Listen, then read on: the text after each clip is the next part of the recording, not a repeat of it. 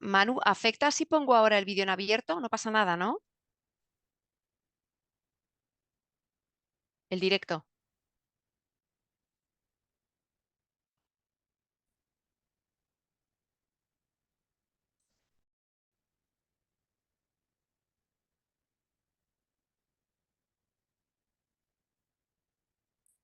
Buenas tardes, soy Fernando Fuentes, el director del Departamento de Ecología Integral de la Conferencia Episcopal Española, y mi saludo es para todos los participantes en este seminario sobre agricultura sostenible y cambio climático, y también para los ponentes mi agradecimiento por su participación.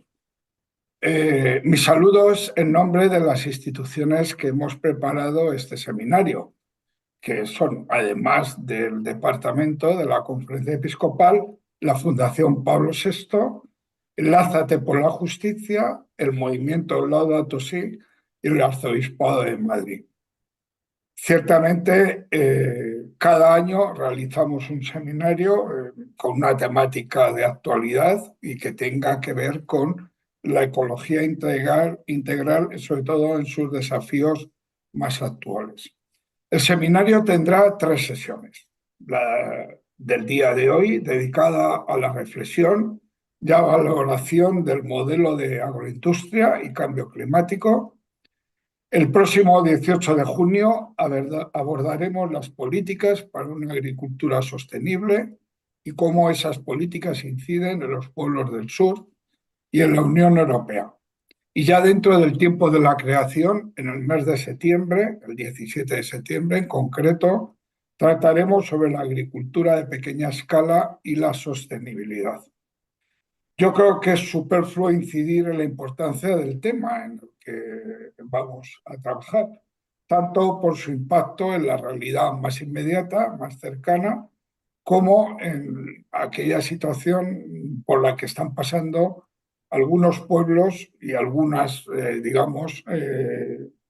situaciones de agroindustria que son bastante potentes en algunos países del sur. Hemos tenido el don de recibir el documento del Papa Francisco el pasado mes de octubre, la carta Laudato Deum, que vuelve a pedir una revisión en profundidad de nuestro modelo de desarrollo.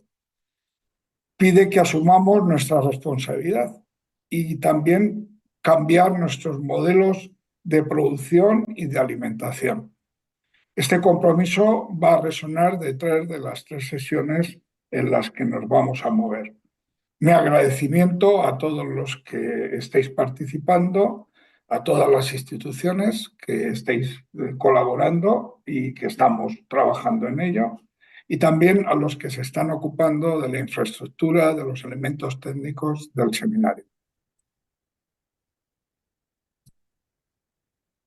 Pues muchas gracias, Fernando, y gracias a los que están participando hoy en esta primera sesión, que como decía Fernando, van a ser 3, y gracias a los que nos siguen. Yo voy a hacer una breve introducción porque los que lo más interesante lo van a decir ellos, pero sí que en estas sesiones que hemos tenido para preparar estos seminarios salían datos muy interesantes y que llegaban a concluir que nuestro modelo de agricultura y de producción de alimentos a nivel global está en crisis, porque lo dicen las cifras. El último informe de la FAO habla de hasta 258 millones de personas en el mundo que se encuentran en situación de inseguridad alimentaria, la pérdida del desperdicio de alimentos que nunca llegan a la boca del consumidor llega a ser de 1.300 millones de toneladas métricas cada año. El Papa, al que citaba Fernando, lo calificaba en el mes de febrero ante los jefes del Consejo de Gobernadores de la FIDA como una dicotomía desgarradora, porque por una parte, lo decimos, hay personas que pasan hambre y por otra parte hay una gran insensibilidad en nuestros países con el derroche de comida.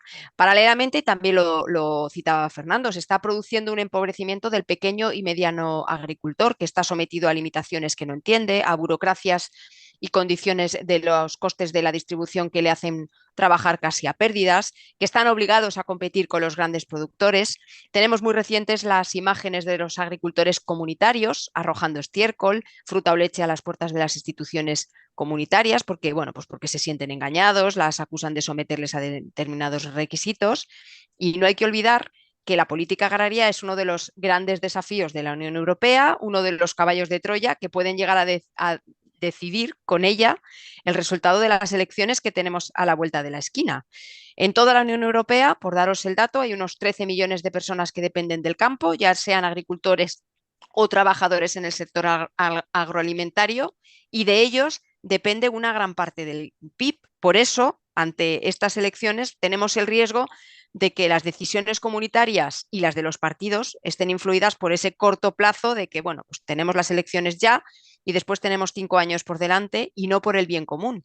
Y creo que es muy importante hacer pedagogía fuera de las elecciones, haciendo tomar conciencia a estos agricultores de que la explotación de los recursos que tiene la tierra no puede hacerse solo desde una parcela, sino que afecta a su conjunto. Y por eso, bueno, pues por eso estamos hoy aquí en este seminario, que para tratar de dar una visión de conjunto del modelo de producción agrícola global y cómo hacerlo más sostenible. Para ello tenemos a 3 ponentes de lujo, 3 expositores que nos van a dibujar una panorámica global desde su experiencia en el ámbito medioambiental y agrícola. Los voy a presentar por orden de las que van a hablar, según tenemos en el cartel.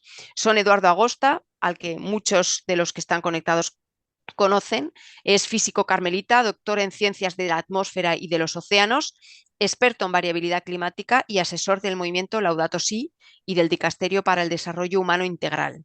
Tenemos también a Félix Revilla, él es jesuita, ingeniero agrícola, educador ambiental y director del Instituto INEA, que es una escuela educativa de la Compañía de Jesús que desde el año 1964 se dedica a la formación agraria y empresarial.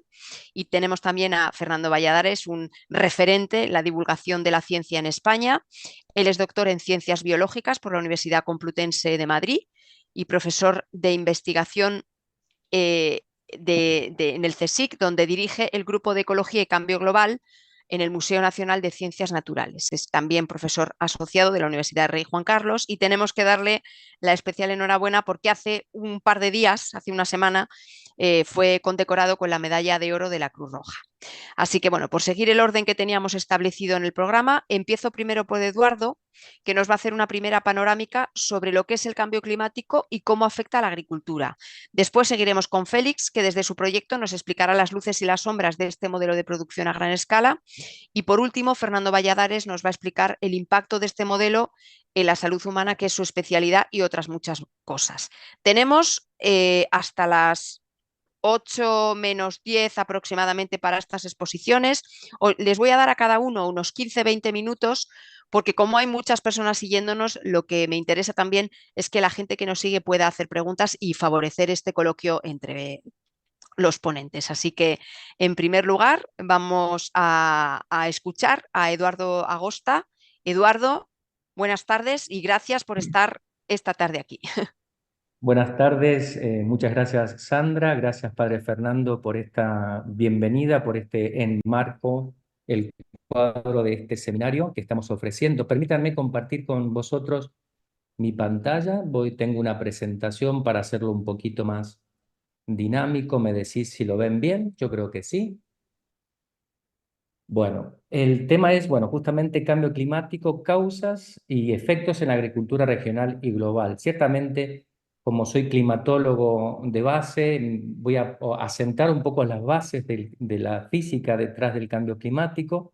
Creo que es importante, incluso quizás para algunos ya es trillado, pero yo creo que para mucha gente todavía es una novedad o es confusión también sobre qué es el cambio climático, sus razones físicas, si ha habido siempre a lo largo de la historia, etcétera. Haremos un rápido recorrido, veremos un poco las causas de este cambio climático, cómo lo llamamos, cómo lo medimos y también un poco, bueno, cómo esto está afectando ya el observado en el territorio español y también qué se espera en las próximas décadas según las proyecciones climáticas que se emiten a través, por ejemplo, del proyecto Eurocordex, ¿no? El proyecto de pronóstico climático o de proyección climática para el territorio europeo, que sigue los grandes en marcos de modelos globales regionalizándolos. Bueno, voy a avanzar rápidamente.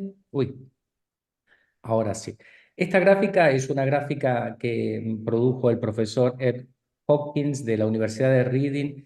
Es muy famosa porque se usa casi ahora también como logos en muchas camisetas, que se llaman justamente las rayas del calentamiento, ¿no? Nos muestran en forma de un banner cómo es el cambio térmico de la temperatura superficial de la Tierra desde que tenemos instrumentos que la han medido a finales de la década del 1850 hasta el presente, el año 2023 va esta gráfica, y ciertamente lo que primero se visualiza es que a nivel de superficie tenemos un calentamiento global que es histórico, sobre todo el año 2023 ha sido el más caliente, no solamente de estos últimos 150 años, sino también de los últimos, podríamos decir, 1000 años con facilidad. Obviamente, con esa traspolación del dato instrumental al paleodato, que a veces se puede hacer y a veces no.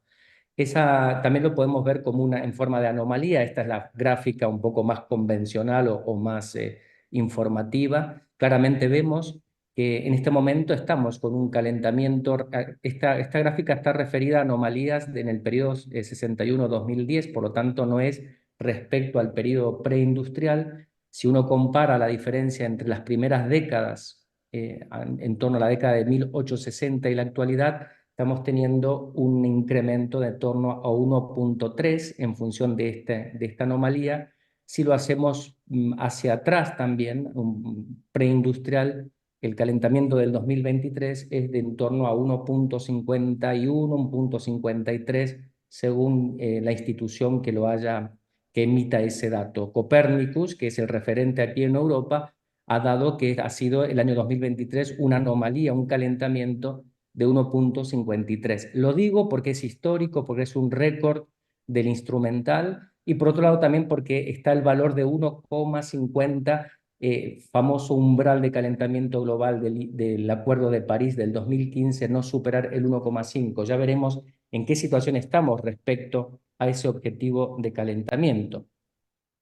En España, fíjense que cuando uno hace el promedio de la temperatura superficial de superficie, ese calentamiento es incluso mayor. Estamos desde mediados de la década de 1860 hasta la actualidad, estamos en 2,3, 2,5 grados de calentamiento. Es decir, que a nivel regional europeo, aquí en la península, el calentamiento, que eso es normal, digamos, ¿no? Las variaciones espaciales de estas anomalías globales son importantes. Incluso hay lugares en la superficie de la Tierra que incluso experimentan muy pequeñamente enfriamiento, pero bueno, es así. ¿Qué es el cambio climático? El cambio climático, para decirlo en breve, es la mejor teoría que tenemos al día de hoy para explicar el estado actual del clima de la Tierra. Es decir, el sistema climático, la Tierra obviamente, existen muchos climas, pero podemos decir que a nivel de gran escala, la Tierra tiene un clima, un estado de equilibrio que se ha mantenido así a lo largo de milenios, podríamos decir con facilidad. Durante el Holoceno, los últimos 10.000 años, el clima de la Tierra ha sido estable y ha tenido fluctuaciones interanuales e centeniales que no superaban el más o menos medio grado, 1 grado centígrado. Ese es el periodo justamente que después del interglaciar que permitió el desarrollo de las civilizaciones después de la gran glaciación del último 120.000 años, y de alguna manera se preservó hasta mediados del siglo pasado ese estado de equilibrio.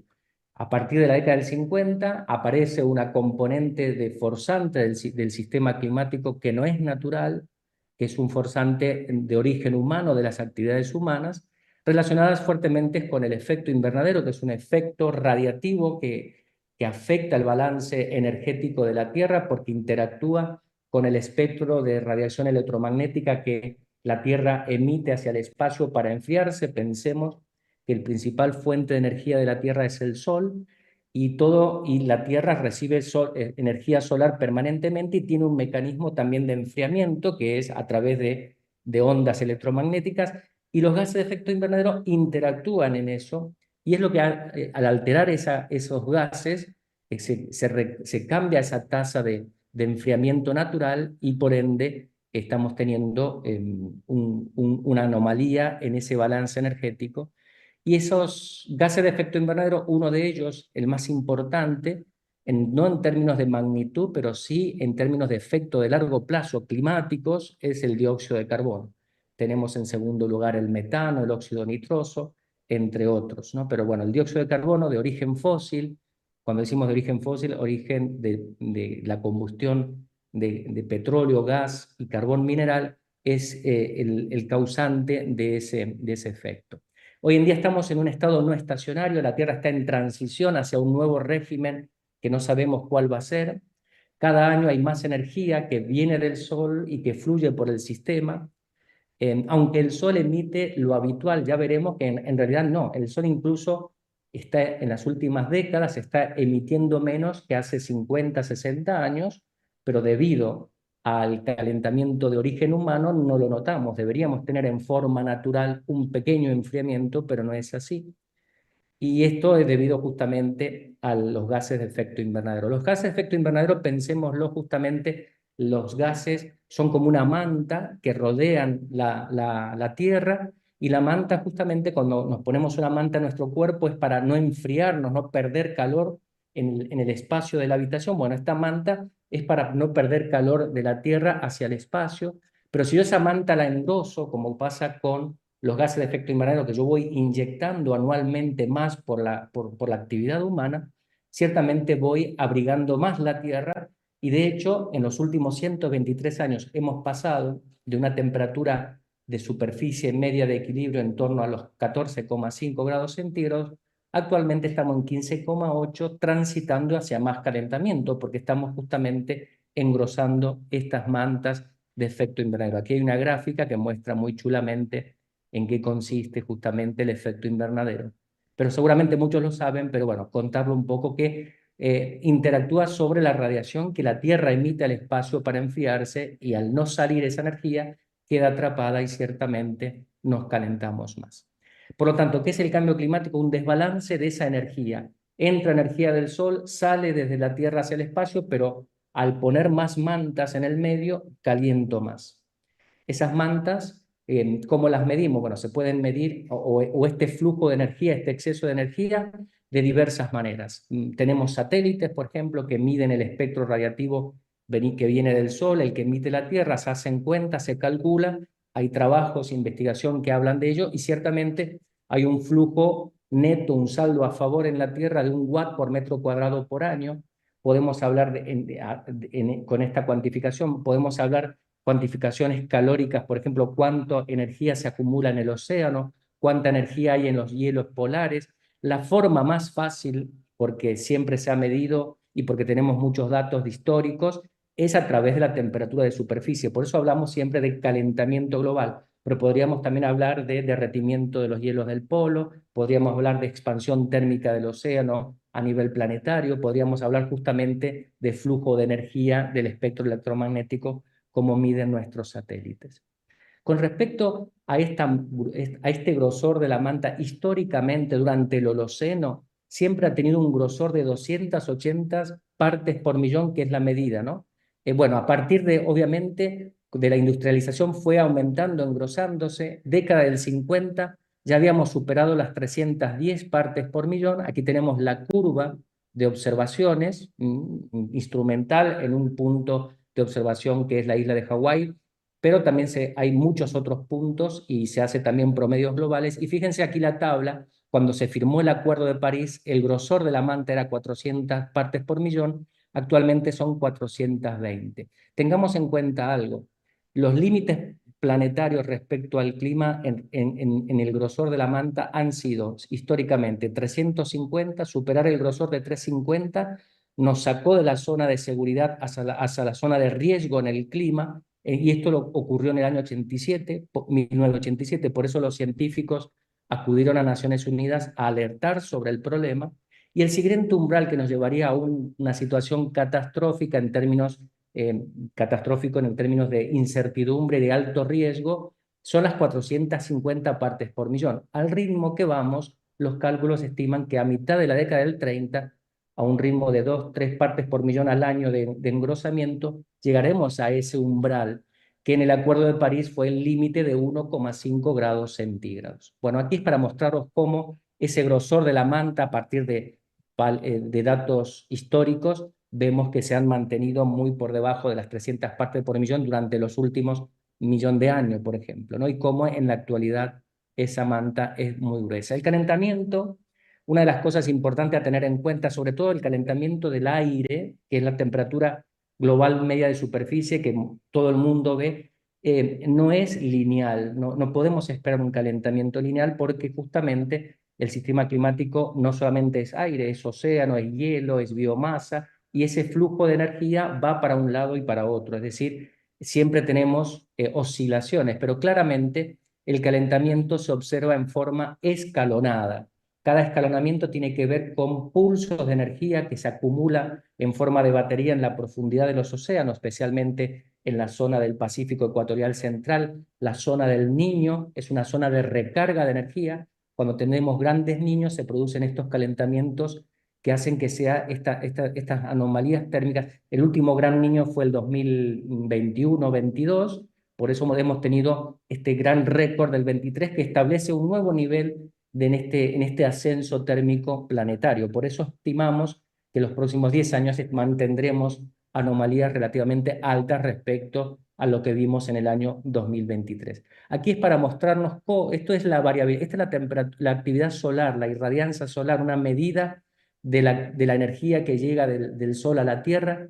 Fíjense cómo a partir de la década del 60 el Sol entró en un mínimo y sin embargo la Tierra, que debería acompañar como habitualmente, como históricamente acompañaba al Sol, la pequeña edad de hielo, etc., actualmente la temperatura del planeta se va para arriba, y esto es porque hay una componente no lineal, no natural, que es justamente la componente antropogénica. Bueno, esto es para mostrarlos cómo aquí la irradianza solar, cómo ha variado a lo largo de los últimos 500 años. Aquí tenemos la pequeña edad de hielo, la famosa, y la salida de la edad de hielo, pero cómo en la actualidad estamos hacia un enfriamiento y sin embargo no lo registramos. Avanzo rápido, lo vemos en los hielos. Perdona, tienes 5 minutos más, Muy ¿vale? mal. Por ir controlando el tiempo, Sí, sí, como saltaré mucho, ¿eh? rápido. Porque Sí, sí. sí, porque es que vamos Sí, sí, voy a para avanzar intentar. rapidísimo. Créanme que el calentamiento se ve en los hielos de los polos, sobre todo el Ártico, está en notable decaimiento de más del 25% en los últimos 40 años. El aumento del nivel del mar, que es máximo en la región del Pacífico ecuatorial central, la zona de los estados de las islas insulares que ya tienen más de 1 metro de aumento del nivel del mar. Por eso esos estados han sido los primeros en hablar sobre el cambio climático. Aquí tenemos el semáforo, esto es una imagen, guárdenselo, aquí están los umbrales que hemos ido pasando respecto de la temperatura y de las concentraciones, y que en la década del 30 pasaremos fácilmente los 450 partes por millón hacia la zona de riesgo, superando el Acuerdo de París. ¿Qué ha ocurrido en España? Según la Agencia de Meteorología Española, la AEMET, que se ha observado alargamiento de los veranos en casi 5 semanas desde la década del 70, disminución notable de los caudales medios de los ríos, en algunos lugares en más de 20% en las últimas décadas, sobre todo en las cuencas que van hacia el Mediterráneo, la expansión del clima del tipo semiárido y el incremento de las olas de calor más frecuentes, más largas e intensas. ¿Qué se espera a futuro? En resumen, las regiones típicamente secas o semidesérticas se volverán aún más secas, las regiones típicamente húmedas se volverán más húmedas, las temperaturas tenderán a ser más altas, especialmente las temperaturas máximas, y habrá lo que se llama el estrés hídrico, que es lo que impacta en el agro, que es evapotranspiración en forma negativa, es decir, secamiento de los terrenos, porque justamente lloverá menos en general o lloverá más estrepitosamente con extremos más intensos, pero menos frecuentes, y en un contexto de temperaturas bastante más altas. Aquí les mostraba, bueno, este es el gráfico de de las proyecciones, en el peor escenario, a finales del siglo, tendremos aumentos, o mejor dicho, sí, aumentos de la evapotranspiración en torno a 20 milímetros por mes en casi todo el territorio español, sobre todo fuera de las costas. Eso es grave para los cultivos, para la actividad de secano fundamentalmente. Obviamente en verano es mucho peor que en el invierno, pero lo tenemos a lo largo del año, este aumento significativo y grave de la evapotranspiración. Habrá ciertamente aumento de los extremos de precipitación en general a mediados del siglo presente. Tanto en invierno como en verano vemos como hay variaciones en algunas regiones. Fíjense, por ejemplo, en la zona de Galicia, como en el verano hay una disminución de los extremos de precipitación actuales, van a ser menos en lo que se ve el futuro. El número de días de lluvia en general disminuye en todo el territorio español en las próximas décadas, siempre en el contexto de no hacer nada para mitigar el cambio climático, de no hacer nada para esta transición energética, este abandono de los combustibles fósiles que por fin, decimos los científicos, los países lo mencionaron en la última cumbre climática, la COP28, esta necesidad de abandonar los combustibles fósiles, obviamente de forma ordenada, justa, hacia renovables, con una transición que tiene que tener en cuenta el equilibrio y no solamente es cambiar de matriz energética simplemente. Como iglesia también tenemos muchas otras propuestas, pero yo aquí hablo solamente de la parte científica meteorológica. Bueno, Bien. hay muchos datos más para mostraros. ¿En qué impacta que afecta al agro? En la disponibilidad de agua dulce. España ya tiene, todo en realidad la cuenca del Mediterráneo, una disminución en la fuente de agua porque precipita menos. En las próximas décadas todo indica que de seguir el calentamiento global y la intensidad con la que estamos, nevará menos en el invierno en las zonas donde tiene que nevar, que son las zonas cabeceras de muchos ríos. Por lo tanto, es predecible el secamiento del agua disponible. Mayor evapotranspiración, con lo cual implica sequías más prolongadas y extremas que pasarían de meteorológica a agropecuarias. Esto daña los cultivos y la vegetación en general, y también la disponibilidad del recurso del agua para nosotros y para los animales y nuestros campos. Tenemos proyectado aumentos del nivel del mar. El Mediterráneo sigue muy bien el calentamiento planetario. Prácticamente el tema de la expansión térmica es importante con la intrusión de agua salada en acuíferos costeros, fenómenos climáticos más extremos que afectan también la actividad agropecuaria en general. Bueno, aquí terminé, pasé muy rápido, pero espero que esto sea un pantallazo y obviamente para invitar a muchas preguntas. Gracias. Pues Eduardo, muchas gracias. Te agradezco la concisión y poder contar tanta información tan interesante, tan buena y tan amplia en tan poco tiempo. Bueno, esto todo lo van a completar las otras dos personas. Doy ahora paso a Félix Revilla, que tiene un proyecto muy interesante en Valladolid, que seguramente muchos de los que nos escuchan conocen.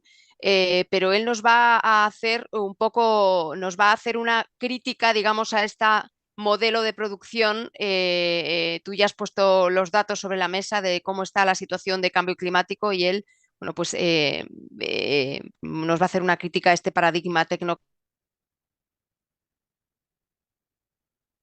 de producción es posible. Adelante, Félix.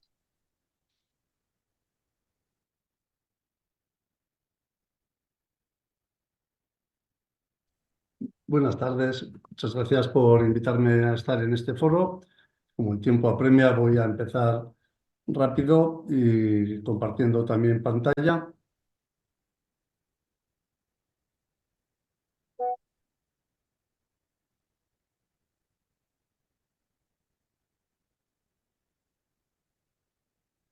Claro, imposible en estos 20 minutos dar más que unas ideas generales, claro. Yo voy a hablar un poco de agricultura sostenible, no sostenible, porque realmente la sostenibilidad no la vemos muy factible, y también un poquito desde el tema del paradigma tecnocrático, cómo se ve la agricultura industrial y la agricultura no industrial, ¿no? Lo primero, voy a ir rápido, porque son unas diapositivas de una compañera de trabajo, compañero que se llama Jitin Lauer, alemán con el que he convivido estos años en la comunidad de ecología y acogida aquí en Valladolid. Y para explicar un poco qué es la sostenibilidad, porque hay un enfoque clásico, voy a poner la presentación, perdón. Hay un enfoque clásico y corriente que nos presenta la sostenibilidad algo así como hay 3 factores que funcionan en la vida: factor social, ecológico, económico, y cuando estos factores viven de una manera compensada, pues tenemos ahí un pequeño círculo que podemos llamar sostenible. Hay otras representaciones ya un poquito más complejas o que entran más factores, pero son también factores, diríamos así, que no, sobre el que no tenemos mucho control en este enfoque corriente, pero sí que nos sirve para cuando luego hablemos decir, bueno, aquí ¿dónde estaría la sostenibilidad, ¿no? Bien. ¿Problemas de este enfoque corriente? Pues que no sabemos quiénes son realmente los actores, que los objetivos pueden ser contradictorios, que quién define qué es lo social, qué es lo económico, qué es lo ecológico, y cuáles son las condiciones estructurales para alcanzar la sostenibilidad, qué estructuras son necesarias, ¿no? Pero hay otro enfoque de la sostenibilidad que podemos llamar relacional. Ya dice el Papa Francisco, todo está relacionado, ¿eh? Entonces, un enfoque relacional. En la vida lo que hay son relaciones. Relaciones entre las personas y la sociedad, relaciones entre los sistemas sociales, entre las sociedades, y relaciones entre las sociedades y lo que podemos llamar Gaia o la biosfera, el sistema vivo, ¿no? Y este enfoque relacional es el que nos puede hablar también de sostenibilidad, ¿no? Hay una interdependencia, todo está conectado, todo está relacionado, quiere decir que también todo es interdependiente, ¿eh? El individuo y la sociedad, la comunidad global, las sociedades y el sistema de la biosfera, ¿no? Bueno, pues este enfoque relacional es el que vamos a tener de fondo en este ratito, ¿no? ¿Cuál es el ciclo de la insostenibilidad en este enfoque relacional? ¿Qué es insostenible? Pues cuando hay interacciones entre 2 sujetos, he hablado de varios sujetos: individuos, sociedad, sociedades, comunidad global y biosfera, ¿no? Cuando hay interacciones entre 2 sujetos, bien sea la biosfera y la sociedad, o bien sea una sociedad con otra sociedad o la sociedad con un individuo, que causan sufrimiento e insatisfacción para un sujeto. Por ejemplo, relaciones abusivas, relaciones explotadoras. Cuando se dan estas interacciones, ¿qué ocurre? Pues salta el conflicto, ¿eh? El sujeto explotado, vamos a suponer que es el medio ambiente, o vamos a suponer que es un trabajador, empieza a rebelarse. Y al final, pues hay un enfrentamiento. Y normalmente se aniquila al sujeto rebelde o se da un cambio estructural, ¿eh? El paradigma tecnocrático, el Papa Francisco, lo que nos está diciendo, se necesita un cambio estructural porque está habiendo aquí un conflicto grande, ¿no? Si las nuevas estructuras siguen siendo injustas, abusivas o eliminatorias de la otra, pues hay que volver al principio otra vez. Y sigue el ciclo de sostenibilidad. Si las nuevas estructuras permiten una relación estable, armónicas, que se mantiene a lo largo del tiempo, pues rompemos el circuito de tú me dañas, yo te daño, a un circuito de yo te alegro, tú me alegras, de visión, de utopía, de yo te quiero, tú me quieres, ¿no? Esto es aplicable a todas las partes del sistema mundial. Bueno, entonces, la sostenibilidad tiene que ver con las relaciones entre la sociedad, las personas y el medio ambiente. ¿Cómo son estas interacciones en el mundo? ¿Son sostenibles? Pues individuo-sociedad. Hay desigualdades de clase, de género, de raza, factores estructurales de la desigualdad. Entre los sistemas sociales que habitan este mundo hay guerras, hay competencia económica, hay distribución desigual de recursos energéticos, materiales, financieros, colonialismo, monocultura, etc. Entre las sociedades y la biosfera, Gaia, hay un cambio ambiental global, como nos han estado hablando, cambio climático, consecuencias nefastas para el medio ambiente y para los seres humanos. Entonces estamos en un proceso de destrucción mutua, una estrategia suicida. Esto es lo que vamos a tratar de mostrar un poquito ahora. Hay insostenibilidad en el sistema social, entre las relaciones entre las personas y las sociedades. Y también fracasa el sistema económico mundial. Y esto se ve, por ejemplo, en este pequeño cifras de Naciones Unidas, que ya ha dicho Sandra antes alguna. La pobreza extrema afecta al 8,4%.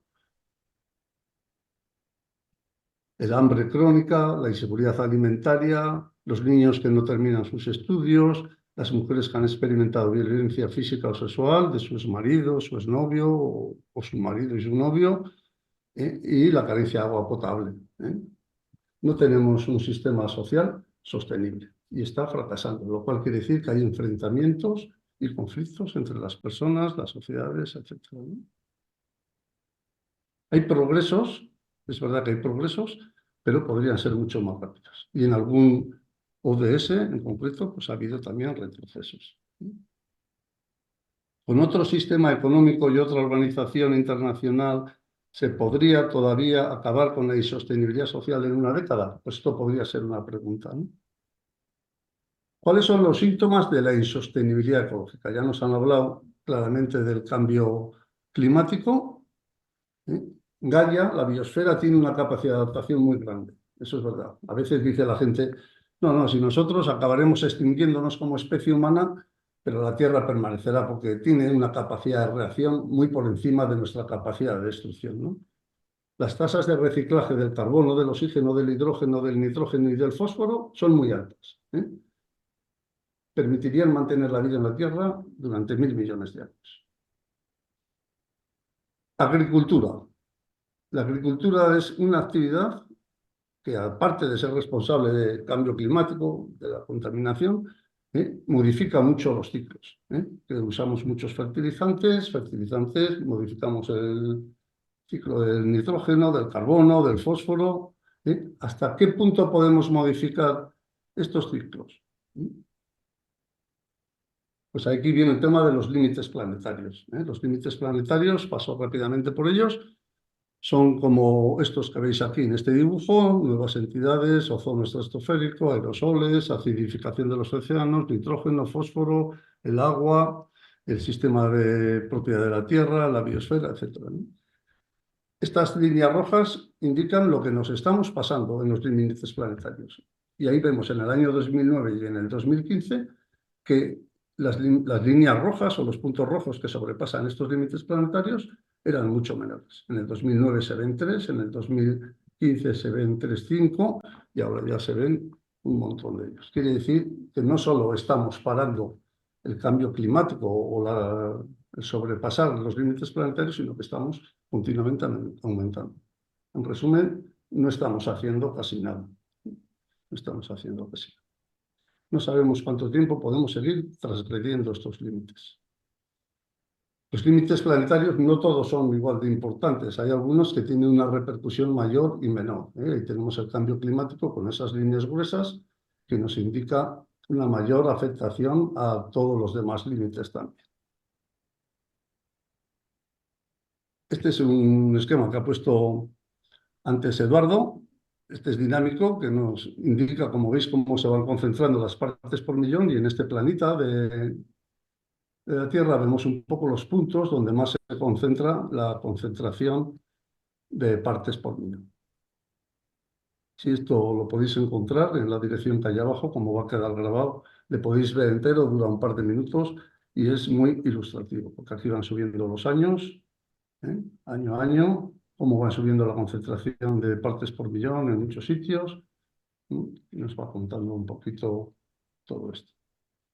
Gaia tiene fiebre. Luego, la confrontación de Gaia con la sociedad es cada vez más elevada, porque todo lo que estamos hablando, límites planetarios y todo esto, viene por la acción humana.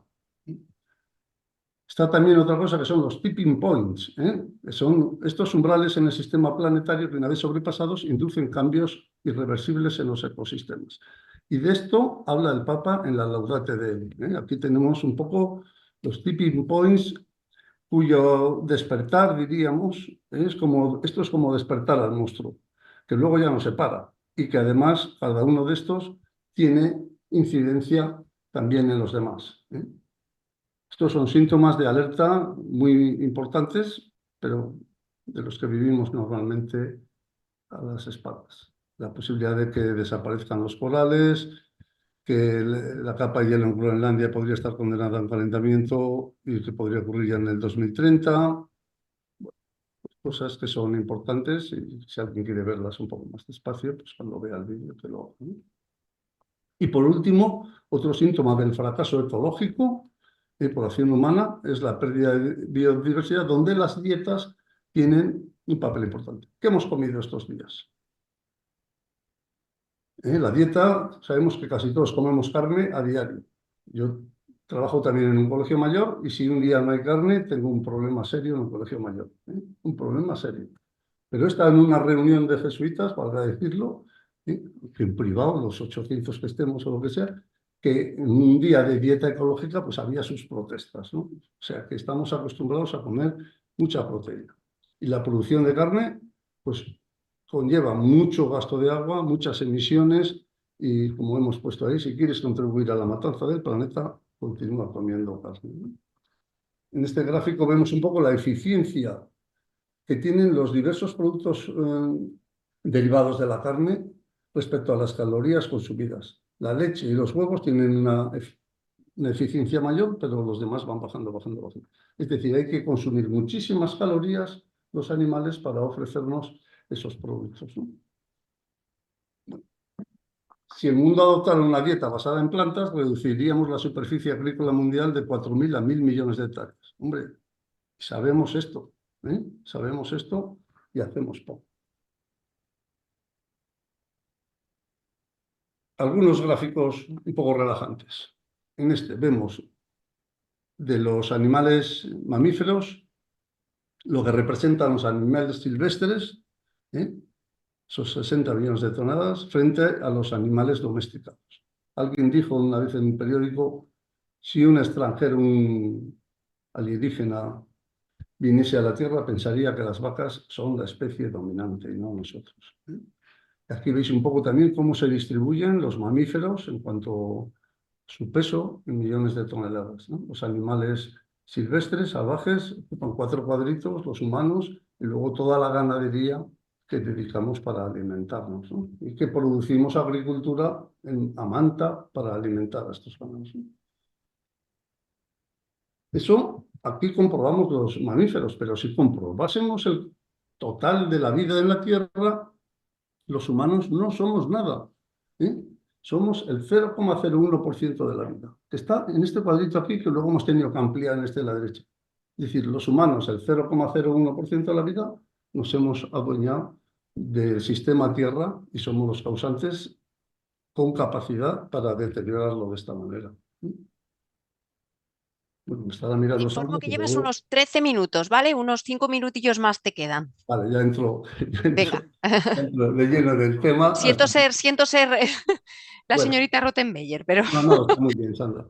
¿Cuáles son los puntos críticos según yo veo en la agricultura en relación a la sostenibilidad? Ya hemos dicho un poco lo que es la sostenibilidad desde el punto de vista relacional, como hay estos conflictos entre sociedades, pero también entre las sociedades y Gaia, ¿eh? Bueno, pues el primero, la producción de alimentos a nivel mundial se ha convertido en un negocio, y en un negocio capitalista. Y un negocio capitalista lo que busca es el máximo rendimiento. Dice Ziegler, que es un antiguo asesor de la ONU, que le conocerá Esquina seguro, la maximización del beneficio es la estrategia asesina de las multinacionales. Luego, cuando una cosa tan importante como es la producción de alimentos se convierte en un puro negocio, pues podemos esperar todo. Podemos esperar el deterioro ambiental y el deterioro social. Primer punto crítico. Segundo, desperdicio alimentario. Todos sabemos los millones de toneladas de alimentos que se pierden, desde la producción, la conservación, la comercialización, de superficies, etc. Hay miles de gráficos en Internet, pero ¿qué estamos haciendo para evitar? Punto crítico. El exceso de producción de proteína de origen animal. Comemos en los países ricos proteína a manta de origen animal, que nos sobra muchísimo. Hay que reducir esto para liberar tierras de cultivo. Para producir 1 kilo de carne se necesita 6 veces más superficie de cultivo que para producir 1 kilo de patatas. Bueno, pues tenemos un margen de actuación muy grande, ¿no? Esto tiene que ver con nuestros hábitos de consumo. La contaminación que produce la agricultura es muy importante, luego la veré en un momentito. Hablaba el otro día en una reunión que tuvimos el grupo de los costes ocultos, ¿no? La distribución en distancia y en embalajes. Es que se produce una lechuga en Inglaterra y se exporta a Estados Unidos. Y para exportar 10 calorías te gastas 200 calorías. O se produce soja en la selva de Brasil que se envía a Europa para producir un pollo en 45 días que a nuestra vez exportamos a Sudáfrica. ¿Por qué ocurre esto? Porque esto es un negocio. Esto es y si eso es rentable, se hace. Luego, los costes ambientales y sociales son muy importantes. Y además en España nos falta organización y liderazgo sensato. Ante el aumento de habitantes en la Tierra siempre hablamos de producir más, tenemos que producir para dar de comer a 10.000 millones, pero nadie habla de estos puntos críticos, que liberarían tal cantidad de posibilidades enormes, ¿no? Desperdicio de alimentos, desperdicio de alimentos. El creciente apetito por la carne en el mundo. Vamos viendo cómo sube, ¿no? Los países más y menos carnívoros, pues quitando África, que se mueren de hambre, pues los demás somos todos supercarnívoros, ¿no? La contaminación que produce la agricultura muy mecanizada, fertilizantes, ciclo de nitrógeno, de fósforo, la aplicación de abonos, aplicación de plaguicidas, maquinaria pesada, el uso del agua para el riego. Bueno, hay 10 multinacionales que controlan el 50% de los alimentos del mundo. Ya entro un poco en el paradigma lucrativo.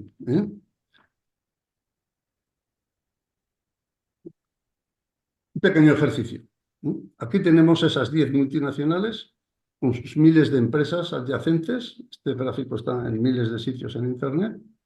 Y ahora voy a decir cómo describe el Papa el paradigma tecnocrático. Y pensemos si este sistema de agricultura industrial y de comercialización de las grandes multinacionales se coincide con lo que dice. Dice el Papa, el paradigma tecnocrático se basa en el extractivismo. Somos mineros. Fijaos que a las explotaciones agrícolas se las llama explotaciones, explotaciones, como las explotaciones mineras. El paradigma tecnocrático trata de extraer todo lo posible por la imposición de la mano humana. Laudato Si 106. Eso es la agricultura hoy. ¿Cuántos kilos sacas tú de remolacha? Pues yo he sacado 110 toneladas, pues yo 125. Ahora, ¿cuántos fertilizantes has echado? ¿Cuánto agua has gastado? Eso no lo pregunta nadie. Es la mentira de la disponibilidad infinita de los bienes del planeta, que lleva a estrujarlo hasta el límite y más allá del límite. Es lo que estamos haciendo, Es lo que estamos haciendo en la producción agrícola, en la producción ganadera. La voluntad de dominio de poder y dinero ha ocasionado la injusticia social, un gran abismo entre ricos y pobres. Y en el tema de la agricultura industrial, el tema de la injusticia social es palpable. En los países pobres, donde se produce nuestro algodón o nuestra soja, pero también en nuestro país, en las zonas, vamos a decir, más de agricultura industrial y de exportación, hay una gran explotación de migrantes, de personas a las que se les paga poco y mal, ¿no? No nos preguntamos por el precio social y ambiental, ni tampoco nos preocupamos por lo vulnerable y dependiente que es esta forma de vida. Bueno, aquí habla también el Papa de la expansión de los cultivos transgénicos, de los monocultivos, etcétera, ¿no? El Papa, en Laudato Si, apuesta por una sostenibilidad fuerte, una economía ecológica frente a la sostenibilidad débil, ¿no? Bien. Y quería hacer dos anotaciones muy rápidas. Primero, la agricultura no es un concepto único, porque hablamos de agricultura y hay una agricultura de subsistencia familiar, local, una agricultura familiar que puede ser agroecológica o puede ser su fin dar de comer a PepsiCo, a Nestlé, esto es una agricultura familiar pero industrial. Luego una agroindustria, hay producciones no agrícolas, etc. Es que conviene saber que podemos hablar de cosas muy distintas cuando estamos hablando de agricultura. ¿Por qué? Porque hay como una corriente muy importante para valorar la agricultura familiar. La agricultura familiar que produce el 80 o el 90% de los alimentos del mundo. La agricultura familiar que emplea tanta gente. Bueno, yo conozco la agricultura familiar de Castilla y León y de España y diría que la agricultura familiar en gran parte está muy alineada con el paradigma tecnocrático. En insumos, fertilizantes, agua, químicos, forma de producir, forma de contratar a sus empleados, forma de comercializar, a quien comercializa. Es decir, el paradigma tecnocrático se nutre de la agricultura familiar. O sea que la agricultura familiar creo que también necesita una conversión. Y ya termino. Creo que no puede haber una agricultura sostenible, agroecológica, sana, cuando tenemos ciudades de 20 millones de habitantes o de 30. O sea, alimentar ciudades de 30 millones de habitantes no se puede hacer con una agroecología. Por lo tanto, tiene que cambiar todo el sistema, que es lo que nos pide también el Papa Francisco. Si no cambia todo el sistema, es imposible. No puede haber un modelo agrícola sostenible en un mundo que está bajo el paradigma tecnocrático, porque todo está unido. Igual que no puede haber un agua de calidad cuando el sistema está contaminado. Si el sistema está contaminado, el agua estará contaminada. Si el mundo es un paradigma tecnocrático dominante, una agricultura sostenible no puede haber. Se necesitan cambios estructurales, cambios que vayan también de abajo arriba, iniciativas innovadoras, nuevos hábitos, alternativas, agroecología, agricultura regenerativa, producción ecológica, cooperativismo, todo esto hay que apoyarlo. Y a los agricultores, ¿me permites un minuto? Venga, un minuto, ¿eh? Un minuto. El agricultor familiar español es un agricultor capitalista. Está encantado con el sistema capitalista, pero no se da cuenta que está pillado. Está pillado. Tiene mucho dinero invertido, todo lo que compra le pone en precio, todo lo que vende le pone en precio y se ahoga. Y cuando se ahoga, en vez de protestar contra las multinacionales, protesta contra el Estado y pide protección. Pero cuando el Estado le pone condiciones a la protección, dice, no, no queremos Agenda 2030, no queremos medidas ambientales. Está totalmente manipulado. Yo creo que el agricultor español lo que necesita es organización y las cosas más claras de que hay que ir hacia otro modelo. No le va tan mal como ha aparecido en las tractoradas. Tienen maquinaria, pero tienen mucho dinero inmovilizado que le hubiera rentado más en otras cosas. Termino, ya. Pues Félix, muchísimas gracias, de verdad. Y gracias por el esfuerzo de ir finalizando. Ya para terminar, escuchamos a Fernando Valladares que nos va a explicar un poco el impacto de este modelo en la salud humana. Tenía una frase por ahí apuntada de algo que él había dicho, que decía que el ser humano se ha convertido en el responsable y en la principal diana de su relación tóxica con la naturaleza. No sé si tu exposición va a ir por ahí, pero me parece muy gráfica esta frase, la verdad. Adelante, Fernando. Muy bien, Sandra, muchas gracias por la presentación. Y bueno, he ido quitando y poniendo diapositivas y texto a medida que Eduardo y Félix han ido tocando temas. No nos hemos sincronizado, pero realmente estamos muy en línea. Estamos hablando de mensajes muy alineados y esto es buena señal, aunque el mensaje es un poco áspero, ¿no? Bueno, mi manera de enfocarlo, como me ha quedado al final esto de la agroindustria, es volver a refrescar un poco dónde estamos. En primer lugar, somos mucha gente, pero podemos ser más. Esto es una de las cuestiones más paradójicas, porque mucha gente dice, oh, esto no hay quien lo aguante porque somos muchos. Sí, somos muchos. Y el planeta puede aguantar todavía algo más de gente, pero no con la huella ambiental que tenemos per cápita. Así que hay mucho trabajo que hacer per cápita, porque el control demográfico es muy difícil, se está atenuando, como veis en la curva de crecimiento, ya no crecemos aceleradamente como fue, sobre todo en la segunda mitad del siglo XX, pero seguimos creciendo y cambiar a otros modelos demográficos es muy difícil de implementar, poco viable incluso en algunos casos, y en cualquier caso vendrá tarde. Eso tarda un tiempo. Las simulaciones por ordenador hablan de varias décadas para regular la demografía, pero el mensaje, insisto, es que al ser muchos se amplifican los errores. Las meteduras de pata, cuando multiplicas por 8.000 millones, son 8.000 millones de meteduras de pata. Y eso es lo que nos está generando el problema. Siendo menos, el problema sería algo menor, pero el problema no es tanto. Ahora, ¿cómo logramos ser tanta gente? Aquí es donde tenemos que hacer una radiografía que Félix y Eduardo de alguna manera ya han adelantado. ¿Cómo hemos logrado ser tanta gente? Es de alguna manera un éxito. Somos muchos. Muy bien, pero esto viene con algunas pequeñas exigencias con consecuencias. La energía, el orden de los factores da un poco lo mismo. Voy a hablar de tres cosas muy encadenadas, muy relacionadas, han salido ya. Energía, agua y comida. Son tres cosas que necesita la humanidad. La energía, si os fijáis en este gráfico, durante los últimos 200 años aproximadamente, lo que es el consumo de la biomasa tradicional, de la leña, no ha cambiado. El ser humano ha usado de forma muy constante la madera y la biomasa para quemar y para producir. Lo que ha despegado extraordinariamente a partir de finales del siglo XIX y todo el siglo XX ha sido primero el uso del carbón, después el uso del petróleo en azul y finalmente el uso del gas y de otras formas de energía. Este despegue energético es lo que ha explicado esa curva, esa proyección en buena medida de la población humana. Y esto tiene un efecto que no buscábamos, que no queríamos, pero que hace más de un siglo lo sabemos. A principios del siglo XX, sin calculadora, se calculó con mucha precisión el calentamiento que estábamos generando solo por quemar carbón. Y hace más de 2 siglos, una mujer, que algunos de los trabajos los tuvo que firmar con seudónimo, porque en aquel entonces la ciencia era masculina, ya calculó muy bien este efecto de calefacción que tienen gases como el CO2. Y como ha mencionado Eduardo, el calor está aquí. La ciencia se ha quedado muy corta. Llevamos 50 años anunciando el cambio climático, pero los escenarios que considerábamos más probables han sido sobrepasados por una cruda realidad. Los últimos 3 años han violado todas las expectativas probables que ponía la ciencia.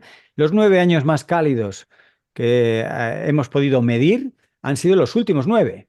Y el 2023 ha jugado peligrosamente. Veis que la mayoría de la distribución de temperaturas está un poco por encima de ese nivel de seguridad que habíamos puesto de 1,5 grados, ese punto de inflexión que también que se mencionaba anteriormente, ¿no? Bueno, esto es como recuerdo. La segunda cuestión que necesitamos muy asociada a eso es que el ser humano es agua, mayoritariamente nuestro cuerpo es agua. De hecho, por haber perdido el pelo a lo largo de la evolución, transpiramos mucho, perdemos mucho agua, somos una máquina termodinámicamente muy eficiente si tenemos mucho agua. Y resulta que solo el 2,5% del agua del planeta es dulce. Vaya por Dios. Y la naturaleza tiene sus ritmos para producir ese poquito de agua dulce. Y el cambio climático viene a complicar un poco las cosas porque, aplicando la ley de Murphy, allí donde más falta hace el agua es donde es más escasa, ¿no? En las zonas áridas del planeta está lloviendo menos. Además, el calentamiento hace que se necesite más agua para hacer las mismas funciones, así que cada día en la práctica tenemos menos agua, somos más gente, pero el mensaje de optimismo es que la podemos usar de otra manera, no como la estamos usando hasta ahora, ¿no? La realidad es que 1 de cada 3 personas en el mundo no tiene agua suficiente, 1 de cada 3. La Organización Meteorológica Mundial dice que vamos a necesitar 1/3 más de la que tenemos hoy para mediados de siglo. ¿De dónde la vamos a sacar? Indudablemente de usarla de otra manera. No hay más. Esta es la matemática más sencilla de hacer. Lo terrible es que no solo tenemos muy poco agua, cada vez menos. ¿Veis el mapa de la izquierda? Las zonas áridas. La península ibérica, tremendo, un déficit hídrico increíble. Y todavía se sigue regando el secano, cosa inexplicable, cosa injustificable y cosa que nos está empobreciendo a todos. Pero sobre eso veamos el mapa de la derecha, publicado hace apenas un par de meses en la revista Nature Communications. 1/3 de ese agua tan escasa está contaminada. Vaya por Dios. Y esto lo han notado muy bien en Cataluña, donde la mayor emergencia hídrica de su historia, nunca Cataluña había enfrentado una emergencia hídrica como la que ha enfrentado estos meses pasados y la que va a continuar, porque esto no se ha arreglado con unas pocas lluvias, que bienvenidas sean, pero no son suficientes. Se ha encontrado que cuando ha ido al agua del freático, el agua del subsuelo, no solo había muy poca, es que 1/3 de ese escaso y valioso recurso estaba contaminado. Así que podemos resumir la situación de Cataluña, pero que en realidad la situación de muchas zonas áridas del planeta es que no hay agua para tanto cava. Es una manera de resumir algo que se ha dicho ya aquí con el negocio. Freixenet, una gran productora de cava, de este champán catalán, pues presentó una reducción de empleo por la sequía. No hay agua para seguir produciendo tanto champán o tanto cava. Es una de tantas, pero digamos como titular, ¿no? Y como forma de acordarnos. Y por supuesto, la tercera gran cosa que necesitábamos para hacer 8.000 millones de personas es mucha comida. Y esto aprendimos a hacerlo muy bien, sobre todo gracias a los señores Haber y Bosch, 2 químicos que aprendieron a secuestrar el nitrógeno de la atmósfera y ponerlo en el suelo. Gracias a ello hicimos una labor tremenda de fertilizar suelos, pero lo hicimos también que el nitrógeno acabó en todos los sitios, mucho más allá de los campos donde hace falta. Hemos producido mucha comida a un tremendo coste ambiental y lo paradójico es que tiramos 1/3. Ahora veremos eso.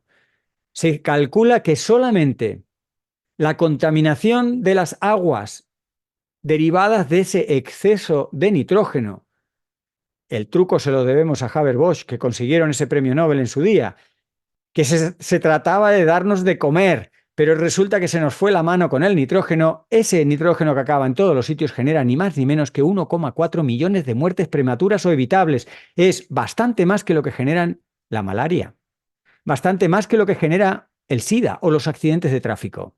Ojo al riesgo para la salud de la humanidad. Y cuando decía que tirar comida sale muy caro, fijaros, se calcula que aproximadamente el 12% de la superficie terrestre está empleada para producir plantas cuyos frutos los vamos a destruir y tirar. En España se calcula que en el 2023-24, en esa temporada, se ha destruido la mitad de la producción de limones. ¿Por qué? Es el mercado, amigo. Resulta que esos limones no tenían valor de mercado, así que los destruimos. Para 1 kilo de limones necesitamos 437 litros de agua. España no tiene agua, España ha destruido la mitad de la producción de limones. Sí que hemos ocupado espacio para limones, como para tantos otros productos, para los tomates de la imagen, y luego los destruimos porque el mercado, pues los precios no interesa. Muy bien, pero es que además esto se lleva el 23% del agua dulce del planeta. Un agua que ya no tiene 1/3 de la población. Un agua que vamos a necesitar 1/3 más y tiramos la 4ª parte hoy para regar plantas cuyos frutos vamos a descartar. Por supuesto, los gases de efecto invernadero, el 8% de ellos producidos por esas frutas, por esas verduras, cuya producción va a la basura por el mercado. El concepto de salud planetaria o One Health, que son 2 conceptos que van un poco en paralelo, aunque uno tiene dinero y el otro no. Salud planetaria tiene el dinero de la Fundación Rockefeller, conscientes los nietos del señor Rockefeller de que la fortuna de su padre tuvo un gran coste humanitario, están dedicando parte de esa gran fortuna a investigar, a promocionar la salud planetaria, ese concepto que nos vincula a todos y todas. Las formas de vida del planeta estamos interconectados. Si se enferma un animal, si una planta está en mal estado, si un ecosistema no funciona bien, el ser humano se enferma y viceversa. Estamos, nos guste o no, conectados. Decía que había dinero, la Fundación Rockefeller pone dinero y la revista The Lancet pone la investigación. Ahí es donde se pone la ciencia a explorar estos conceptos de interconexiones. Muy relacionado con esto está el concepto de One Health, la estrategia de las Naciones Unidas, que lleva 40 años, pero que tuvo que venir una pandemia como la COVID para que nos diéramos cuenta de la importancia de entender One Health. Las Naciones Unidas característicamente no tienen dinero, pero tienen grandes ideas, muchos apoyos y están avaladas por la ciencia, y el proyecto de One Health, la estrategia de One Health, pretende ponernos a científicos de muchos tipos a trabajar juntos por esa salud de la humanidad. Bien, en estos gráficos, que ya son un poco antiguos, que tienen ya 10 años, se empezó a vincular lo que comemos, de qué morimos y cómo afectamos al planeta. Podríamos entrar en muchos detalles, pero básicamente los gráficos de la izquierda en colores verdes representan el porcentaje de riesgo de muerte por diabetes, por cáncer, por enfermedades coronarias o por todas las causas sumadas de la dieta occidental frente a dietas alternativas como la vegetariana, la basada en peces o la mediterránea. Fijaros, la diabetes hasta un 30, un 40% más de muertes, estamos hablando de muertes que genera esta dieta occidental de la que estamos tan orgullosos y todos los días hacemos un gran uso. El gráfico de la derecha habla de la huella per cápita de las emisiones de comer esto.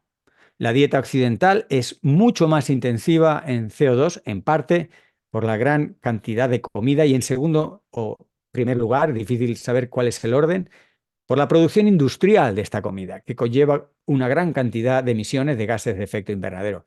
Fijaros, una de las características de esta dieta occidental, una dieta que se adquiere a medida que se tiene dinero. En el planeta, cuando uno representa el Producto Interior Bruto, cuando uno va viendo cómo evoluciona la riqueza monetaria de los países, se va viendo cómo la proporción de proteínas de origen animal va creciendo. Para estar vivos necesitamos una determinada cantidad de proteínas. Eso no lo hemos elegido nosotros. Lo que podemos elegir es de dónde viene esa proteína. Si viene de origen animal, resulta que muchos morimos. Fijaros, 1 millón de personas mueren al año por comer demasiada carne roja. 1 millón de personas. Volvemos a cifras del orden de la malaria, de los accidentes de tráfico, del SIDA. Números tremendos. Pero es que ese 1 millón de muertos traen consigo una producción de una carne roja que nos envenena a todos. Solo hay un país que escapa a esta regla, que es la India, que por razones espirituales o religiosas no comen carne por más ricos que sean. Es la excepción, que también nos confirma que podemos vivir con mucha menos carne. No todo el mundo puede ser vegetariano, pero todos podemos reducir significativamente, los que vivimos sobre todo en el norte global, la cantidad de carne que comemos. Básicamente la regla es comer en una semana lo que comemos en un día. Más o menos ese es el margen que tenemos para aliviar el planeta, porque un 20% del exceso de la comida va al norte global a generar todas las enfermedades relacionadas con el sobrepeso y la diabetes. Hay que añadir que cada vez más, por practicidad, por industria, por marketing, por alejamiento de la naturaleza, por un montón de factores socioculturales, cada vez caemos más en la comida procesada. Se calcula que en Estados Unidos y Canadá el 57,5% de lo que se come cada día, más de 1.200 calorías, proceden de alimentos procesados. Alimentos que, ahora desarrollaré un poco más, podéis entender que de sano tienen muy poco. Estos alimentos procesados suelen incluir de entrada niveles muy poco saludables de azúcar, sodio y grasa. Pero estos ingredientes que los hacen más sabrosos, que generan incluso adicción, provocan graves problemas de salud, por supuesto la obesidad que mencionábamos, cardiopatías, hipertensión y diabetes, enfermedades que van en crecimiento paradójicamente en una sociedad sobrealimentada, ya no solo por cantidad, sino por una mala calidad de la comida que comemos. Un aspecto casi que merece atención por sí mismo es el de los disruptores endocrinos. Son moléculas que confunden en nuestro organismo. Nuestro organismo cree que son hormonas, cree que son metabolitos de nuestro sistema endocrino y sin embargo no lo son. Son compuestos que entran en nuestro cuerpo y no son capaces de generar las funciones de aquellos mensajeros químicos que sí hacen función y que son los propios de nuestro cuerpo. Nos confunden y nos envenenan de una manera complicada y a veces somos nosotros mismos, nuestra reacción a esos productos, lo que genera el peor de los resultados. ¿Dónde los podemos encontrar? Pues el plástico es una de las múltiples maneras por las cuales ingerimos esos disruptores. Calentar el plástico no es una buena idea. El teflón característico de las sartenes no es una buena idea.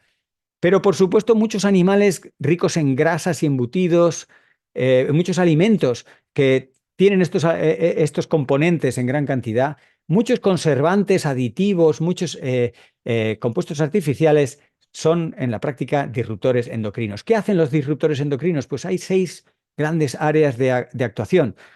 Por un lado, el tiroides, obesidad y cáncer. Esto que tenemos aquí en la garganta que regula cómo crecemos, se vuelve loco con estos disruptores y crecemos más de la cuenta y nuestras células en los tejidos pierden el control, la regulación y se generan cánceres, ¿no? Tumores.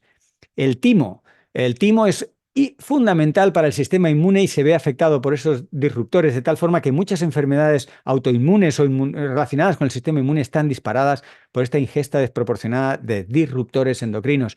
El páncreas, a través de la diabetes, esto lo entendemos bien, pero que incluso el comportamiento, el desarrollo, los famosos déficits que ahora se detectan cada vez más en el alumnado, déficit de atención o la hiperactividad, están relacionadas a través de las malas respuestas del hipotálamo y la glándula pineal a estos disruptores endocrinos. Y por supuesto el sistema reproductor, muy sensibles, células que están dividiéndose activamente y que son confundidas por esta colección de químicos que se parecen a moléculas naturales que generamos. Cánceres de mama, de próstata, infertilidad, malformaciones, problemas en el feto, son algunos de los ejemplos y de las consecuencias de estos disruptores. Mientras producimos tantísima cantidad de comida, tanta como para tirar un tercio y para comer un 20% más en el norte global, hay 11 millones de personas que mueren de hambre cada año y más de 800 millones que pasan hambre extrema. Esto, para mí, resume esta frase tremenda, lapidaria, que me afano en decir en todos los contextos, ante el ministro de Agricultura, en las reuniones de la Cruz Roja, en las clases en la universidad. Hay hambre en el mundo porque producimos el doble de la comida que hace falta. La producimos mal, la producimos donde no toca, la deslocalizamos, la hacemos imposible de obtener allí donde hace más falta y todas estas combinaciones hacen que muera mucha gente por producir tanta comida. Y por eso esa fundación Rockefeller, avalando a la revista The Lancet, a los investigadores de la medicina, hablan de la dieta de la salud planetaria, que por supuesto pasa por la salud de las personas, pero no se queda en la salud de las personas. Hablan de un plato compuesto mayoritariamente de vegetales naturales, de proximidad, de frutas. La mitad de lo que comemos al día tienen que ser frutas y verduras, y tenemos que poner mucha atención, ese triangulito pequeño debe ser muy pequeño de esas proteínas de origen animal, que cuando tienes dinero y te las puedes permitir, comes en grandísimas cantidades, con un impacto para ti, pero para todo el planeta. Y por desgracia, ya voy terminando, los problemas no vienen solos. Hay ese dicho, ¿no? Que a perro flaco todos son pulgas. Pues bien, eso le pasa al medio ambiente de nuestro planeta. El ser humano enreda con tantas cosas a la vez que no solo provoca un calentamiento, también provoca una extinción masiva de especies. Se calcula que 1 millón de especies están contra las cuerdas por nuestra actuación y por supuesto no sabemos ni qué especies son. La ciencia conoce un centenar, pero de ese 1 millón de especies muchas no tienen ni nombre científico, simplemente destruimos antes de conocer. Y todas las formas de contaminación, contaminación atmosférica, por plásticos, por nitrógeno, etcétera, ¿no? Somos muy tóxicos. Y la frase que seleccionó Sandra al principio lo revela muy bien.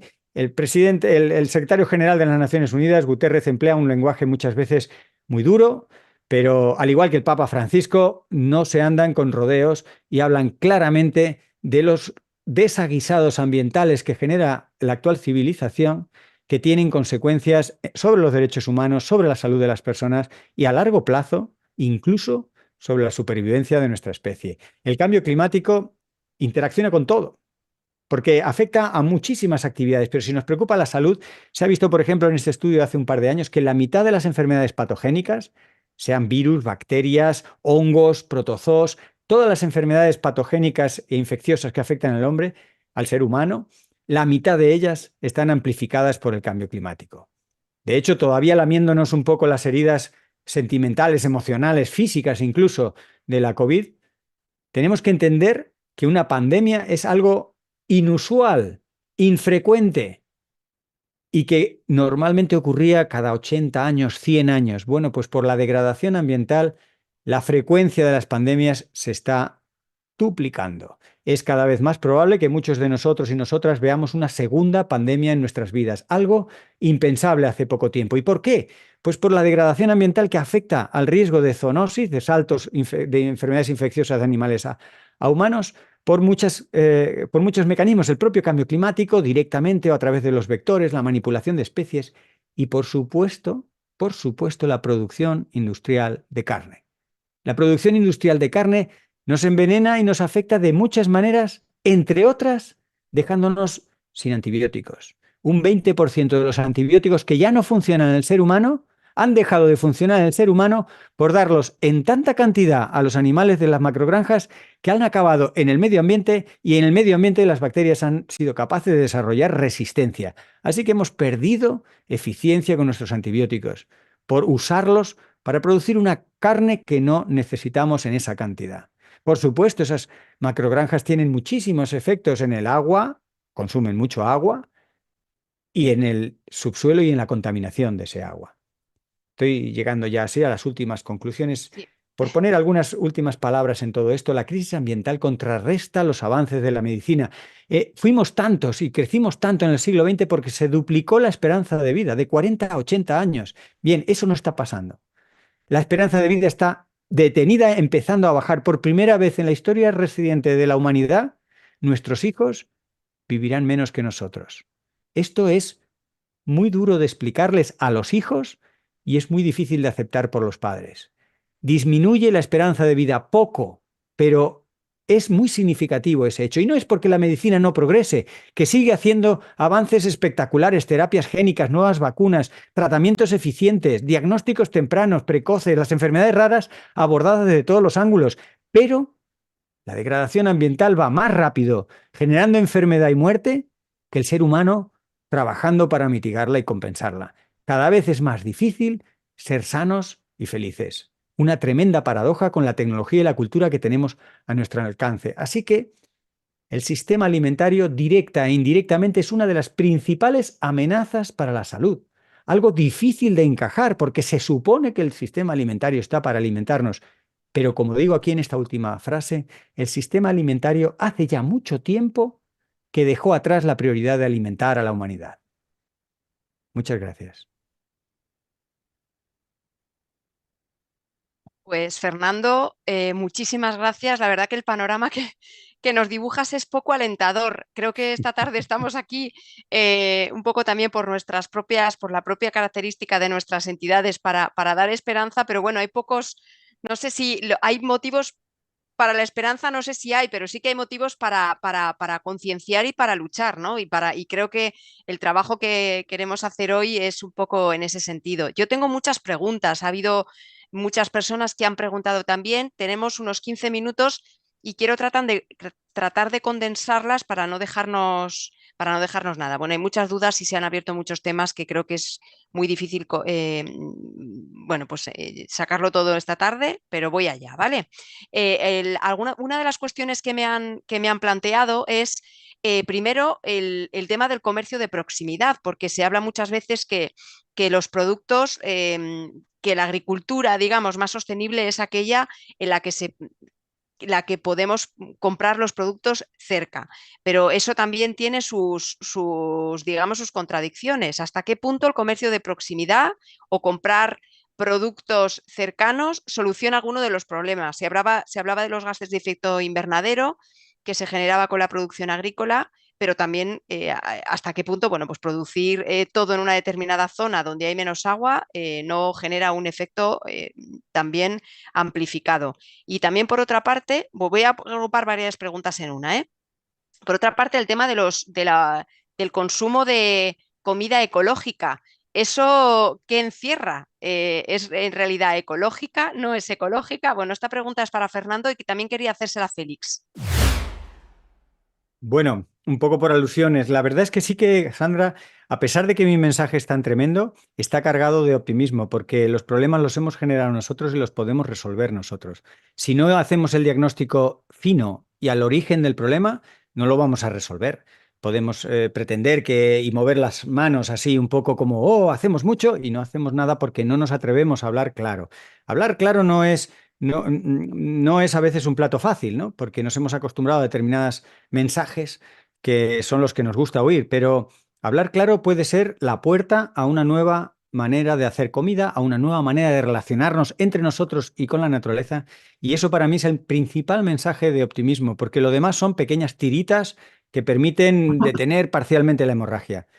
La pregunta que mencionas es una pregunta amplia. La comida, la producción ecológica tiene determinadas categorías, determinados etiquetados y hay también, hecha la ley, hecha la trampa, hay cosas que se pretenden vender como ecológicas y no lo son. Por ejemplo, una picardía de una famosa y muy grande compañía de yogures era que en su cadena de productos, el primero, el producto estrella era ecológico, sí, tenía un certificado, pero luego asociaba toda la cadena de productos relacionados con ese yogur como si fueran ecológicos y no lo eran. Es un ejemplo de tantos, ¿no? En los cuales se hace una trampa para animar. El problema de lo ecológico normalmente es que en el sistema actual, en la manera que estamos ahora mismo funcionando, las cosas salen algo más caras. Y eso no es justo que repercuta en el bolsillo, sobre todo de quien tiene menos dinero. Así que ahí necesitamos un reequilibrio del modelo de negocio, un apoyo racional de las entidades públicas para hacer posible unos precios, digamos, asequibles a las personas con menos capacidad económica. Eso es avanzar en la política con una visión humana.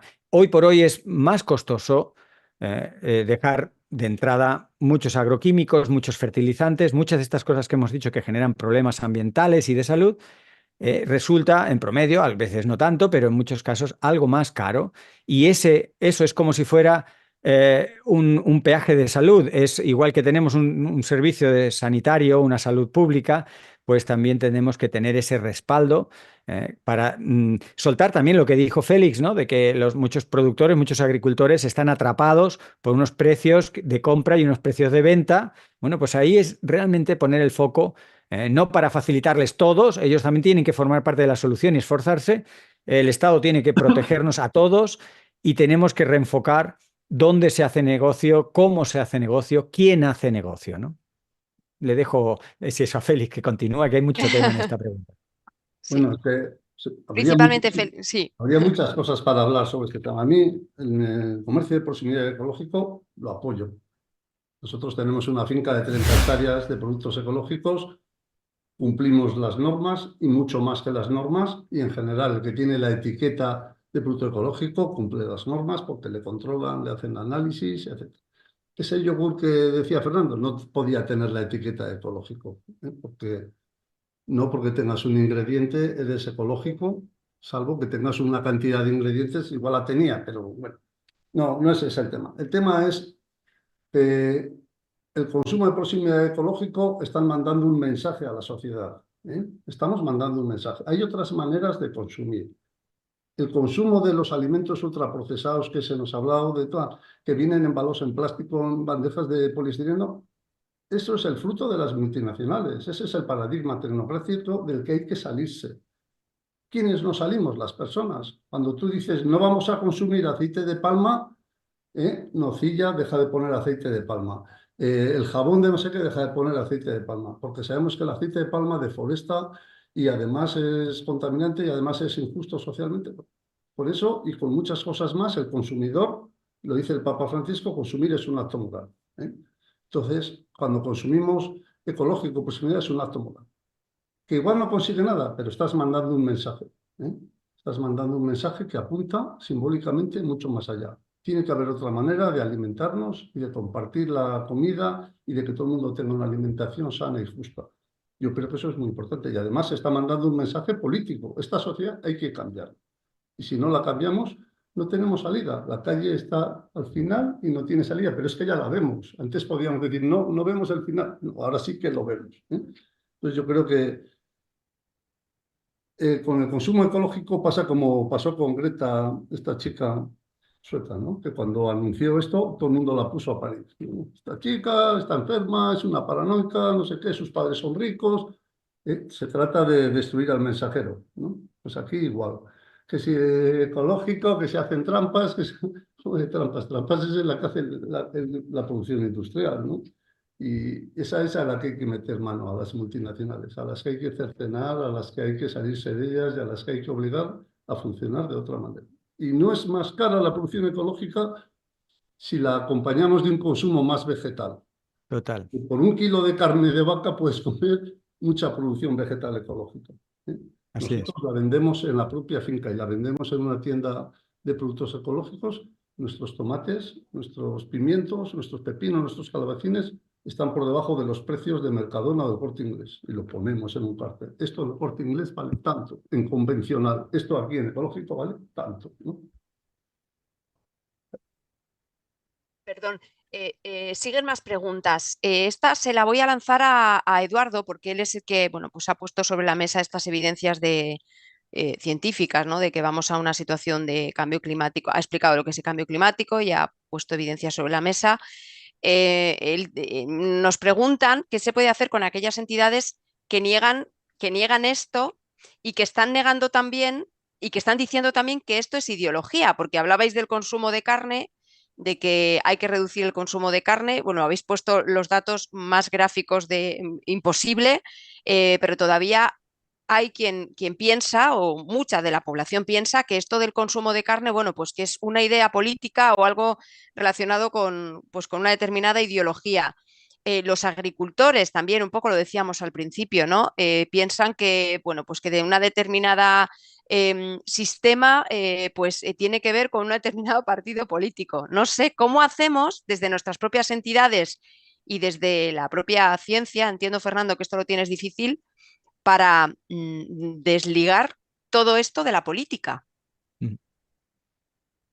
Bueno, yo creo que primero lo que hay que decir es una ideología construye la realidad a partir de ideas y no del dato. No tiene sustento en la realidad física, porque no hay datos que corroboren las ideas y a partir de ahí, por eso son constructos, son convenciones.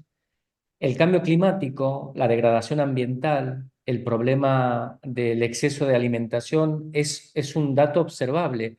Lo que nos muestra todos estos problemas, el cambio climático, el principal, pero la pérdida de biodiversidad, el deterioro de la calidad de agua, de la alimentación, el derroche, es que, en primer lugar, el problema es sobre todo para estas posiciones legítimas partidarias, es, bueno, hay un principio de, no sé, por ejemplo, el derecho a la propiedad, el derecho a la vida y la libertad. Pero la libertad del ser humano es contextualizada. Vivimos en una tierra, en un planeta finito. Los límites de la sostenibilidad nos imponen a esa libertad un condicionante muy importante que no hay que no hay que transgredir si es que queremos preservar la sostenibilidad de la vida en la Tierra, ciertamente. Si nos da lo mismo que ocurra una hecatombe en términos de biodiversidad, en términos de clima, sigamos como estamos. Pero si somos responsables y nos damos cuenta de que no todo lo que podemos hacer se puede hacer porque hay un límite, hay una resiliencia que hay que respetar del sistema, y eso no lo dice una ideología, lo dice el conocimiento científico. Por eso yo creo que hay que hacer hincapié. Por otro lado, a mí me ha pasado, yo hago investigación climática de hace más de 25 años, científica, y hay gente que me dice, bueno, esto es tu opinión. Digo, no, no es opinión, esto es la ciencia, esto es lo que se sabe de este tema. Y yo creo que el problema es que hoy en día ponemos a nivel de opinión cualquier idea, cualquier discusión sin ningún tipo de soporte en el conocimiento, en la información o la formación científica.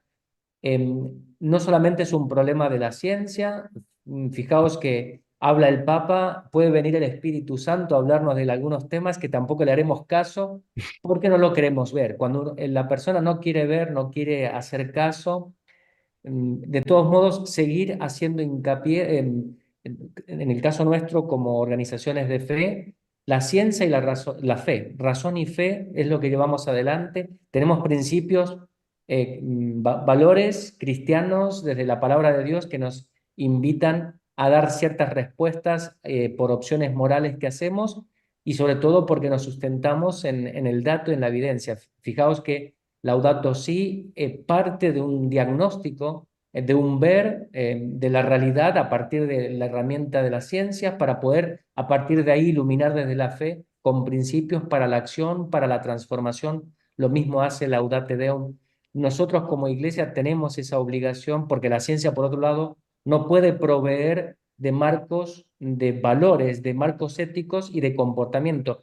Yo te digo, esto es lo que está ocurriendo. ¿Qué hay que hacer y cómo? Bueno, el cómo lo puede hacer la ciencia, pero el qué hay que hacer y cuándo y por qué hay que buscar en principios éticos, que para eso por eso el Francisco se mete en estos temas, porque hay que dar una respuesta, atención al sufrimiento y a las injusticias que estamos generando, como bien se ha puesto aquí por parte de mis colegas en la dimensión esta de la producción del alimento, pero que en ciertamente está todo interconectado. Yo siempre aprovecho de decir, aprovechemos que el cambio climático es algo que está en la agenda internacional. Todos los países están atentos a eso porque yo creo que arreglando un poco porque la transición energética ahora que se pide, ciertamente también va a requerir, y esto lo decimos desde la Iglesia, desde el Vaticano, Papa Francisco, una transformación de los patrones de desarrollo y consumo en la producción. No podemos seguir igual esta crítica al paradigma tecnocrático que rige la producción, el consumo, la voracidad. Hay que hacer una conversión también de eso y aprovechemos entonces esta transición, este cambio, que no es solo energético, es un cambio paradigmático, ¿no? Eduardo, gracias. Os pido un poco de brevedad en las respuestas porque me gustaría hacer alguna pregunta más. Félix, hablabas de los agricultores, tú estás en Castilla, hablabas de los agricultores, el pequeño agricultor que también había entrado un poco en esta rueda, digamos, en este paradigma tecnocrático del que criticábamos, bueno, pues que estamos analizando. Claro, a los agricultores, ¿cómo se les dice, cómo se les explica esto? Cuando al final ellos lo que se están jugando también es un poco su sostenibilidad, es un modo de vida, es una zona, una sostenibilidad también de una España rural. ¿Cómo explicamos esto, no? Porque, bueno, el tema de los tractoradas al final no sabemos si la protesta es fundada o no, pero el apoyo de la población está ahí y es verdad que hay agricultores que lo están pasando muy mal. ¿Cómo les explicamos esto? De Y acuerdo. ya vamos a ir terminando. O sea, el agricultor, todo lo que compra, se lo compra a las multinacionales, fertilizantes, tal. Lo que vende, la mayor parte también. Y tiene un patrimonio de millones de euros normalmente en maquinaria, tierras, etc. Está atrampado. Está atrampado por un sistema que es capitalista, pero él le gusta. El agricultor en general, vamos a decirlo así, políticamente es de derechas. Le gusta este sistema mientras gana dinero. Mientras gana dinero. Ocurre que los precios te controlan, pero ¿quién controla los precios más que las multinacionales y las grandes empresas? Voy a protestar al Estado, que me defienda, pero el Estado te está apoyando, pero te está poniendo unas condiciones ambientales, ecológicas, sociales. Hay que cumplirlas. Y lo primero que hace Bruselas es ceder. Y qué alegres estamos todos porque nos han permitido usar el glifosato 5 años más o 10 años más. Tal cual. Eso no se puede hacer. La Agenda 2030 está ahí. Los agricultores protestan y no la ha leído nadie. No la ha leído nadie, ni nuestros alumnos aquí, que son universitarios. Entonces, al agricultor hay que proteger. Hay que proteger al medio rural. Hay que proteger al pequeño agricultor. Eso lo dice el Papa, en la Laudate o en la Laudato Si, no me acuerdo de cuál. Y hay que potenciar la vida en el medio rural. Hay que diversificar la actividad en el medio rural para que no se vacíe. Pero esto no lo hace nadie. De esto llevamos hablando. Los políticos hablan de esto, no hace nadie nada, ¿no? Entonces hay que tener medidas, pero hay que obligar. Oye, que tú estás entrampado en un sistema capitalista, si quieres seguir en él, sigue, pero no me pidas ayuda. Si me pides ayuda, como te la voy a dar, tienes que cumplir cosas. Es que a mí eso me parece importante, ¿sabes? Y si esto es una posición de izquierdas, pues es de izquierda. Pero es una organización política más justa para todos y más ambiental y más respetuosa con el medio ambiente. Hay que entrar por ahí. Yo iría terminando. Fernando tiene algo que tiene levantada la mano. Muy Sí, quería un brevemente, ¿vale? poco Porque ya está. Sí. enlazar los dos comentarios que estoy muy de acuerdo tanto con Eduardo como con Félix, ¿no? Con Eduardo también recordar esa idea de que esto es una gran oportunidad. El cambio climático es muy duro, pero por otro lado nos está poniendo frente al espejo un modelo de civilización que infringe muchísimos derechos humanos, que no nos hace sanos y felices, y por tanto es una oportunidad tremenda para hacer las cosas de otra manera, ¿no? Podemos fallar en el intento, pero si no lo intentamos no vamos a cambiar, ¿no? Y luego me ha parecido muy interesante y muy valiente, ¿no? La contestación de Félix, de decir, a ver, esto ya no es una cuestión de izquierdas, de derechas, esto es una cuestión de apoyarse en la ciencia, en los datos, y creo que al agricultor hay que acompañarle más en la explicación. Quizá lo que hemos fallado muchos es en no ponernos en su pellejo a la hora de explicar y entender. Y a lo mejor hablamos en términos muy técnicos o a lo mejor no hablamos lo suficiente, no lo sé, pero creo que las medidas a veces son medidas difíciles de encajar o a veces supone una transformación de lo que está uno acostumbrado a hacer en los últimos 20 o 30 años con subvenciones y demás. Hay que acompañarlas mucho de explicación, pero de piel, con su lenguaje, con personas y con entidades de su confianza, no que vengamos la gente de la ciudad de una forma abiótica, digamos, externa y le digamos lo bueno es esto, lo malo es aquello. Hay que entenderles, hay que ver, como decía Sandra, que se juegan el salario, que pueden estar más o menos equivocados y hay que vibrar un poco con ellos para que entiendan que pueden formar parte y deberían formar parte de la solución. No solo disminuir los problemas, sino además ser un poco más proactivos. Va a requerir un pequeño esfuerzo o no tan pequeño, pero es un esfuerzo que va a estar muy bien visto por la sociedad y a la larga, a medio plazo, por lo menos, incluso recompensado económicamente. Pero tenemos que trabajar concertadamente.